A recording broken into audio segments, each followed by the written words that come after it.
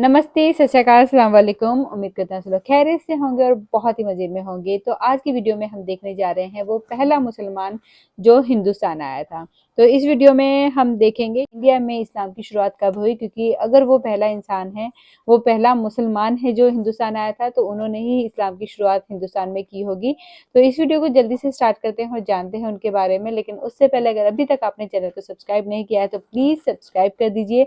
Video पसंद आए तो लाइक शेयर एंड कमेंट कर दीजिएगा। अरब से आने वाले 17 साल के एक नौजवान ने कैसे भारत के सबसे बड़े साम्राज्य को उखाड़ फेंका।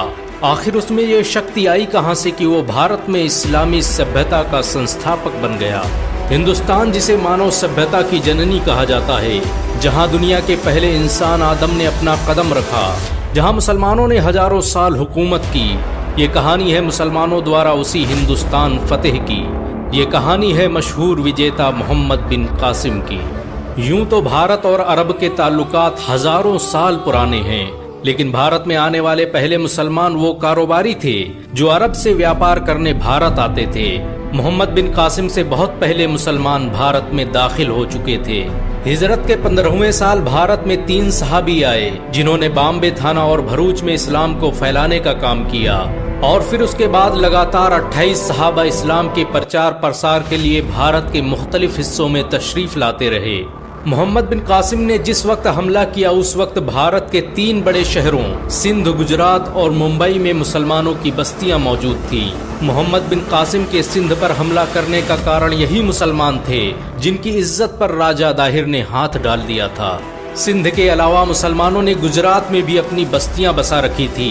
मुसलमान गुजरात में उस वक्त आए जब मस्जिद अक्सा की तरफ मुंह करके नमाज पढ़ी जाती थी, यानी 624 ईस्वी से पहले ही इस्लाम पूरी तरह भारत में दाखिल हो चुका था।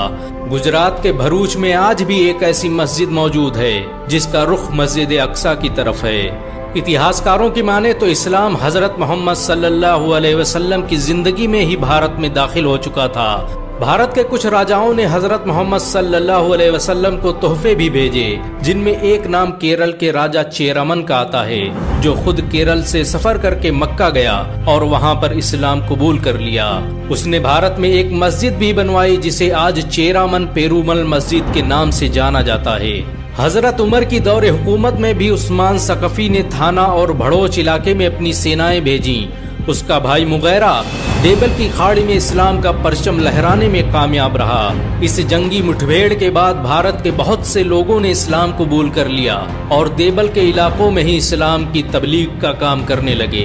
देबल एक प्राचीन बंदरगाह थी जिसका ठिकाना मौजूदा कराची शहर हुआ करता था। अक्सर अरबों के काफिले देबल में ठहरा करते थे। समंदर में सफर करने वाले नाविकों का ये एकमात्र ठिकाना थी, लेकिन यहाँ एक खतरा था, और वो खतरा था देबल में अपना ठिकाना बनाए समुद्री लुटेरों का। ये लुटेरे अक्सर मुसलमानों के काफिलों को लूटा करते थे। 711 ईस्वी में एक बार डाकुओं ने मुस्लिम हाजियों के काफिलों को लूटने के बाद उन्हें बंदी बना लिया। उस काफिले में कई औरतें और बच्चियां शामिल थी। उसमें एक औरत या हज्जाज चिल्ला रही थी। लोगों को तो समझ में नहीं आया, लेकिन ये खबर इराक के गवर्नर हज्जाज बिन यूसुफ तक पहुंच गई। मामला एक मुसलमान औरत की इज्जत का था और वो पुकार भी रही थी फारस के गवर्नर हज्जाज बिन यूसुफ को। हज्जाज बिन यूसुफ जालिम था, लेकिन इतना मुसलमान था कि किसी मुसलमान औरत की आबरूरेजी पर खामोश नहीं रह सकता था। लश्कर तैयार हुआ, तलवारें समेट ली गईं, घोड़ों के जीने बांधे जाने लगे, और ये सब हो रहा था एक मुसलमान औरत की इज्जत को महफूज करने के लिए। हज्जाज बिन यूसुफ ने तुरंत सिंध पर चढ़ाई करने का हुक्म दे दिया और उसकी बागडोर उस कमांडर को दी जिसके आगे हिमालय भी कांपता नजर आया।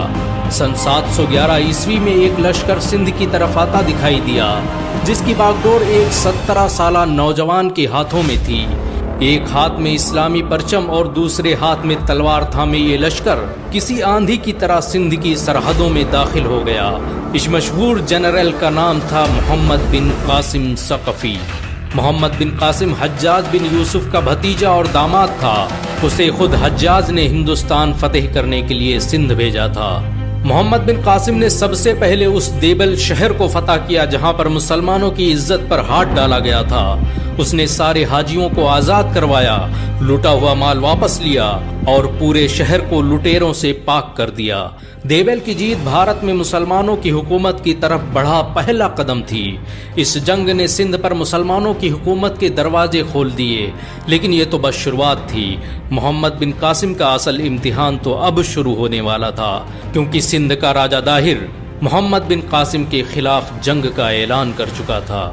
देबल को जीतने के बाद मोहम्मद बिन कासिम ने एक ऐसी हुकूमत कायम की जिसमें अमन और इंसाफ ही सब कुछ था। वो अपनी फौजी दस्ते के साथ बैठकर खाना खाता और किसी चट्टान पर यूं ही सो जाता। भारत के वैश्य और शूद्रों के लिए ये हैरानी की बात थी कि कोई जनरल और किसी सेना का कमांडर ऐसा कैसे हो सकता है, क्योंकि उन्हें तो किसी ऊंची जात के इंसानों के पास बैठने और उसके पास से गुजरने की भी इजाजत नहीं थी। ऐसी बराबरी और समानता की बातें उन्होंने कभी सुनी भी ना थी। एक कमांडर अपने सैनिकों के साथ बैठकर खाना खाए और पत्थरों पर सो जाए, ये उनके सोच से परे था। मोहम्मद बिन कासिम और उसके सिपाहियों के इस आचरण से वहां के लोग बड़े प्रभावित हुए और बड़ी संख्या में लोगों ने इस्लाम कबूल करना शुरू कर दिया। मोहम्मद बिन कासिम का उस वक्त के हिंदुओं ने हर तरह से साथ दिया। उन्होंने न सिर्फ मोहम्मद बिन कासिम को कश्तियां दी, बल्कि ठाकुरों और जाटों ने बहुत से सैनिक दिए, जो अब मोहम्मद बिन कासिम की तरफ से राजा दाहिर के खिलाफ लड़ने जा रहे थे।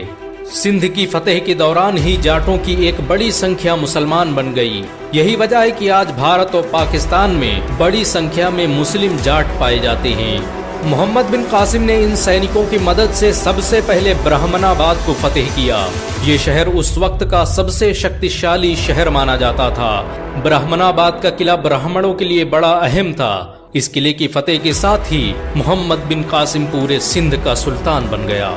मोहम्मद बिन कासिम की इस जीत ने इतिहास का रुख बदल दिया। इस जीत के साथ ही सिंध उमैया सल्तनत का हिस्सा बन गया। ब्राह्मणों ने मोहम्मद बिन कासिम से गुजारिश की कि वो इस किले को वापस ब्राह्मणों को सौंप दें। इसके बदले में ब्राह्मण हमेशा उसके वफादार रहेंगे। जिसके बाद मोहम्मद बिन कासिम ने ये किला वापस ब्राह्मणों के हवाले कर दिया। मोहम्मद बिन कासिम को ब्राह्मणों से काफी लगाव था। वो उनके इल्म से इतना मुतासिर हुआ कि सभी बड़े ओहदों पर ब्राह्मणों को तैनात कर दिया। ब्राह्मणों को हर तरह के धार्मिक आयोजन करने की आजादी थी। मोहम्मद बिन कासिम ने ऐलान किया कि भारत में हिंदुओं के मंदिरों से कोई छेड़खानी नहीं की जाएगी। ये ठीक वैसे ही रहेंगी जैसे शाम और इराक में यहूदियों और ईसाइयों की इबादतगाहें महफूज हैं।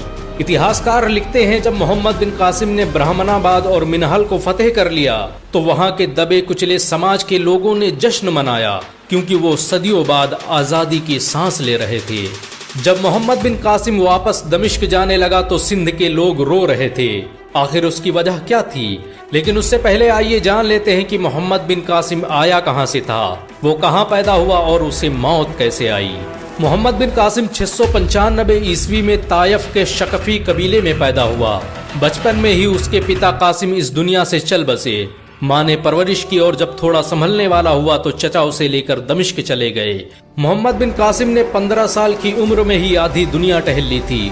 उसके चचा हजाज बिन यूसुफ खिलाफते उमैया के सबसे करीबी इंसान थे। कहते हैं कि मोहम्मद बिन कासिम में फैसला लेने की जबरदस्त सलाहियत थी और यही वजह है कि वो मात्र 15 साल की उम्र में फारस का गवर्नर बन गया। फारस का गवर्नर बनने के बाद उसने ईरान और इराक के मुख्तलिफ हिस्सों में अपनी सेवाएं दी और फिर 711 ईस्वी में जब भारत में मुस्लिम हाजियों के काफिलों को लूटा गया तो हज्जाज बिन यूसुफ ने 6000 सैनिक देकर उसे भारत रवाना कर दिया। भारत में मोहम्मद बिन कासिम का कदम पड़ते ही एक नए युग की शुरुआत हो गई। उसने इस्लामी हुकूमत के उस बीज की बुनियाद रखी जिस पर चलकर आगे मुसलमानों ने 1000 सालों तक हुकूमत की। लेकिन मोहम्मद बिन कासिम ज्यादा अरसे तक जिंदा न रह सका। आखिर उसकी मौत की वजह क्या थी, या फिर उसे किसी ने कत्ल कर दिया था? इन सब के जवाब आपको अगले एपिसोड में मिलेंगे।